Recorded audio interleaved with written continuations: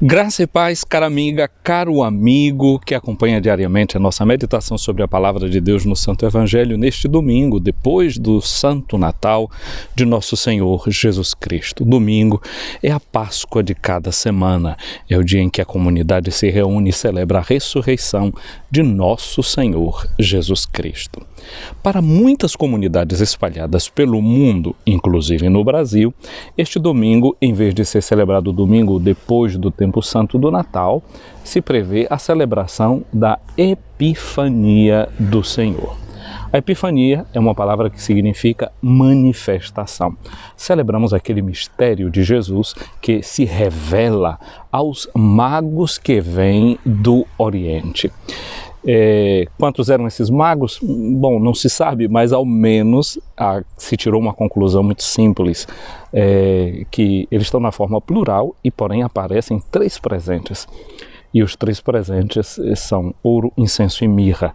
Daí a ideia já é muito clara e afirmada que, com base nos presentes que eles levaram, nós entendemos que eles eram 3.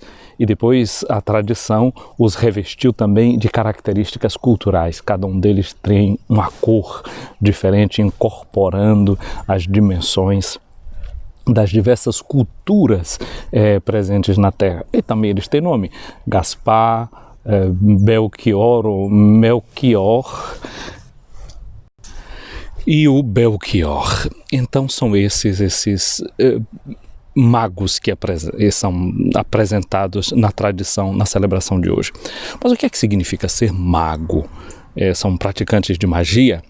Mago era uma palavra que, inclusive na língua alemã, é Sterndeuter, aqueles que interpretam as estrelas. E aí tinha uma dupla faceta de entender que os povos antigos, eles ao mesmo tempo que celebravam ou que estudavam astronomia, eles também faziam uma espécie de astrologia. Eles queriam entender que havia uma lógica também de comunhão entre os astros e as pessoas na Terra e o destino delas, e tentavam ler aquilo que era a vida das pessoas escrita nas estrelas. O certo é que são cientistas. Cientistas, claro que no mundo antigo também vivem com muita tranquilidade e muita comunhão aquilo que é o espírito da fé que eles têm. Portanto, o que hoje nós estamos celebrando é o mistério de homens que, através da sua ciência, através dos seus estudos, foram capazes de perceber que tinha uma coisa muito especial acontecendo na Terra. Um acontecimento inusitado estava acontecendo. E aí nós precisamos entender: esses estudiosos, esses cientistas, eles não eram homens de Israel. Eles não condividiam a fé que Israel tinha, por exemplo, nas Sagradas Escrituras. Eles não tinham em suas mãos a revelação. Mas eles foram capazes de, interpretando os sinais dos seus estudos, da sua ciência, chegar até Deus. Portanto, quase que nós estamos dizendo que na celebração da festa de hoje se elimina todo tipo de antagonismo entre fé e razão, entre ciência e religião. As duas coisas podem caminhar, uma respeitando a outra. É muito interessante que quando os magos chegam em Jerusalém, eles queriam saber onde estava o rei que tinha nascido, e Herodes fica surpreso com aquela conversa de um rei que tinha nascido e chama os doutores da lei, os especialistas em Sagrada Escritura, chamam os teólogos, e eles então leem as Sagradas Escrituras e dizem que onde é que deveria nascer o menino. Olha só, a religião de Israel, mesmo tendo Deus como aquele que dialogava com eles, mesmo tendo em suas mãos as Sagradas Escrituras, não foram capazes de prescrutar as Escrituras e captar o sinal da chegada do rei prometido. A religião muitas vezes pode não estar tanto atenta àquela que é a sua função, àquele que é o seu papel.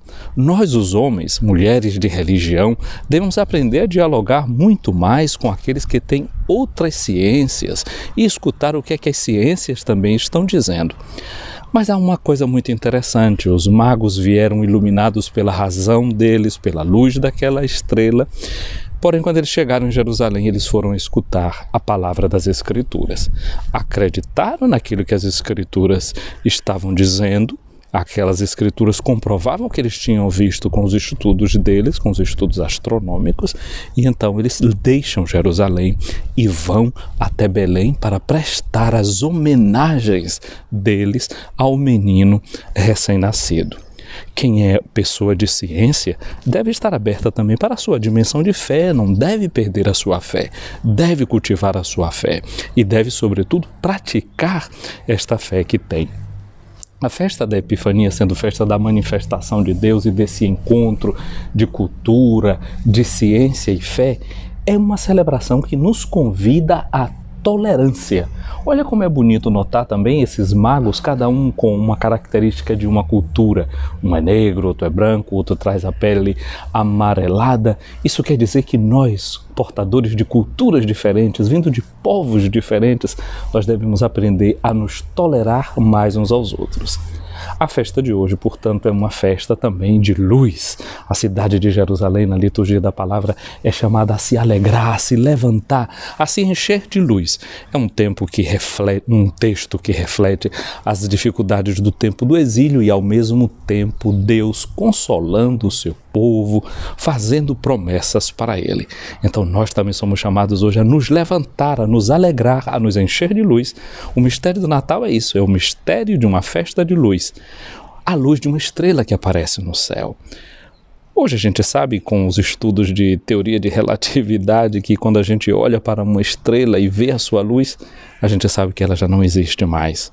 Mas a luz dela está chegando até agora, está dando inspiração aos poetas, está enchendo de alegria o coração dos enamorados, está iluminando a nossa noite. Ora, eu e você também somos como que espécies de estrelas que Deus coloca no mundo. Devemos brilhar de São Paulo no meio desse mundo que é cheio de tanta dificuldade como astros que estão nos céus. É verdade que um dia também a gente, como as estrelas, não estaremos mais aqui. Vamos nos apagar, mas a luz das estrelas continua viajando milhares de anos. Assim também eu e você vamos deixar uma marca nesse mundo. Que tal deixar uma marca que seja boa, uma marca que seja de doação? Olha só, o menino recebeu presentes, ouro, incenso e mirra. Isso fala de quem é o menino. Ele recebeu ouro porque ele era rei, ele é rei.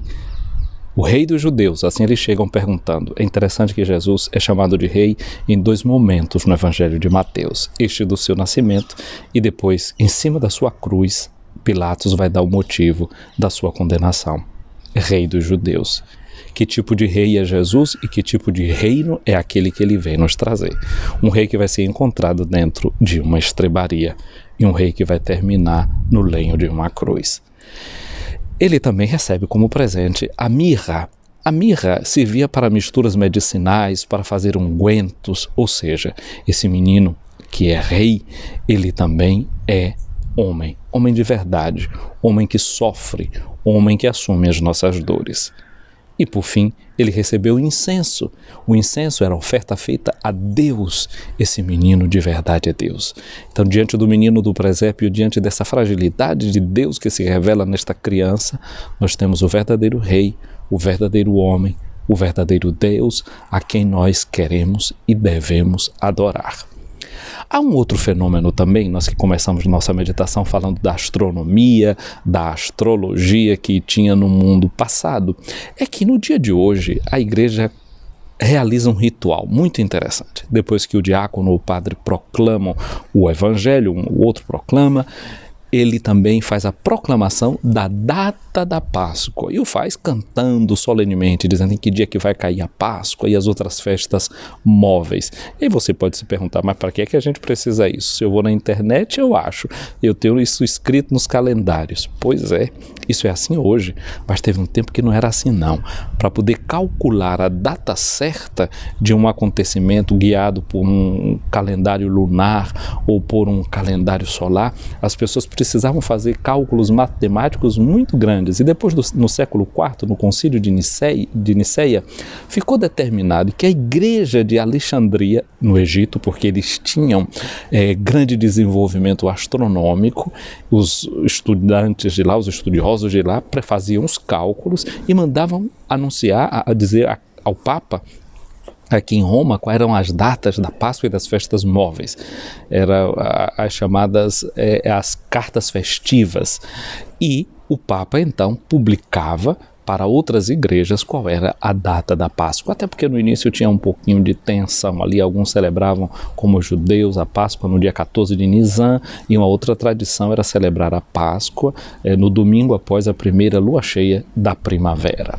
E então conserva-se hoje essa tradição de, no dia de hoje, revelar, manifestar, ser a epifania do dia em que nosso Senhor Jesus Cristo ressuscitou dos mortos. E dessa forma nós ligamos o mistério do Natal com o mistério da Epifania. Portanto, alegremo-nos pela Páscoa que se avizinha, vejamos em cada domingo essa raiz que nós temos desta Páscoa semanal, vivamos a alegria da festa da Epifania do Senhor, ou como nós chamamos tradicionalmente no Brasil, a festa dos Santos Reis. Que Ele nos inspire a caminhar sempre guiados por essa luz que vem do alto, que Ele nos inspire a fazer do nosso trabalho, do nosso conhecimento, fonte que ilumina e nutre a nossa fé, e que eles também nos inspirem a escutarmos sempre a palavra da Escritura. A você que acompanhou até aqui esse nosso vídeo, muito obrigado. Obrigado pela sua inscrição aqui no nosso canal YouTube. Obrigado por ter clicado também como seguidor nosso aqui no Instagram. Muito obrigado. Você que nos acompanha, seja no Instagram como seguidor, seja no YouTube também assinando, inscrevendo-se no nosso canal. Curta os nossos vídeos, compartilhe os nossos vídeos e divulguemos como estes magos, como esses reis, a boa notícia de que Jesus veio iluminar a nossa vida. Feliz Festa dos Reis, a bênção de Deus para você, minha amiga, meu amigo, a bênção de Deus Todo-Poderoso, o Pai, o Filho e o Espírito Santo. Amém.